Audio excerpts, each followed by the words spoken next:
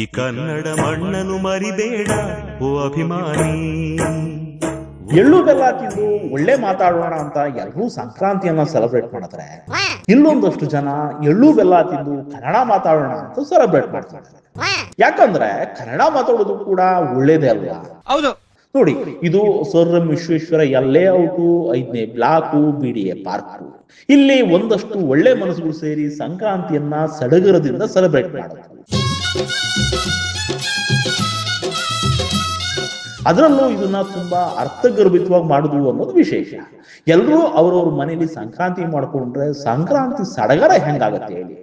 ಬೆಂಗಳೂರು ಅಂತ ಊರಲ್ಲಿ ಒಂದೇ ಬಿಲ್ಡಿಂಗ್ ನಲ್ಲಿ ಇದ್ರು ಎದುರಾಬದ್ರ ಮುಖ ನೋಡ್ಕೊಳ್ಳೋದು ಭಾನುವಾರಗಳಲ್ಲಿ ಮಾತ್ರ. ಇನ್ನು ಅಕ್ಕಪಕ್ಕದ ಮನೆಯವರಾಗಿದ್ರೆ ಮುಖಗಳೇ ಪರಿಚಯ ಇರಲ್ಲ. ಅಂತದ್ರಲ್ಲಿ ಹಿಂಗೆ ಏರಿಯಾದವರೆಲ್ಲ ಸೇರ್ಕೊಂಡು ಇಂಥದ್ದೇನೋ ಮಾಡಿದ್ರೆ ಸ್ಪೆಷಲ್ ಅನ್ಸುತ್ತೆ. ಹೌದು. ಹೋದ್ವಾರ ಇದೇ ಏರಿಯಾದ ಗಂಡಸರು ಹೆಂಗಸರು ಮಕ್ಕಳು ಮರಿ ಎಲ್ಲಾ ಸೇರ್ಕೊಂಡು BDA BBMP ನೆಗ್ಲಿಜೆನ್ಸಿಯಿಂದ ಅಧ್ವಾನ ಎದ್ದು ಹೋಗಿದ್ದ ಪಾರ್ಕ್ ಅನ್ನ ಕಸ ಗುಡಿಸಿ ಕ್ಲೀನ್ ಮಾಡ್ಕೊಂಡಿದ್ರು. ಈ ವಾರ ಹೆಂಗೂ ಹಬ್ಬ ಬಂತು, ಎಲ್ಲರೂ ಸೇರ್ಕೊಂಡು ಇಲ್ಲೇ ಮಾಡೋಣ ಅಂದ್ಕೊಂಡು ಎಲ್ಲರೂ ಮಾಡ್ದಂಗ ನಾವು ಮಾಡಿದ್ರೆ ಏನ್ ಯೂಸು ಅಂತ ಕಂಬ ನೆಟ್ಟು ಬಾವುಟ ಆರ್ಸೇ ಬಿಟ್ರು. ಕನ್ನಡವೇ ನಮ್ಮಮ್ಮ, ಅವಳಿಗೆ ಕೈ ಮುಗಿಯಮ್ಮ. ಅದರಲ್ಲೂ ಬಾವುಟ ಆರಿಸಿದ್ದು ಇದೇ ಲೇಔಟಿನ ಹಿರಿಜೀವ.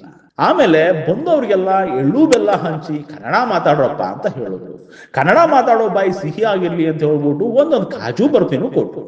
ಎಳ್ಳು ಬೆಲ್ಲದ ಜೊತೆ ಕಾಜು ಬರ್ಫಿ ತಿಂದವ್ರ ಮುಖದಲ್ಲೆಲ್ಲ ಹಬ್ಬದ ಸಂಭ್ರಮ ಸಡಗರ. ಹಿಂಗೂ ಹಬ್ಬ ಮಾಡ್ಬೋದು ಅಂತ ತೋರಿಸ್ಕೊಟ್ಟ ಕರುನಾಡ ಸಿರಿ ಬಳಗದ ಯುವಕರಿಗೆ ಒಂದು ಮೆಚ್ಚುಗೆ ಸಲ್ಲಬೇಕು. ಅಧ್ಯಕ್ಷರು ರಕ್ಷಿತು, ಸೆಕ್ರೆಟರಿ ಸಂತೋಷು, ಅಪ್ಪು, ಪುನೀತು, ಚೇತನು, ತೆಮ್ಮೇಗೌಡರು ಸಹಕಾರಕ್ಕೆ ಬಂದವರೆಲ್ಲ ಥ್ಯಾಂಕ್ಸ್ ಅಂದ್ರು. ಜೈ ಕರ್ನಾಟಕ ಮಾತೆ, ಹ್ಯಾಪಿ ಸಂಕ್ರಾಂತಿ. ಮತ್ತೆ ಭೇಟಿಯಾಗೋಣ. ನಮಸ್ಕಾರ.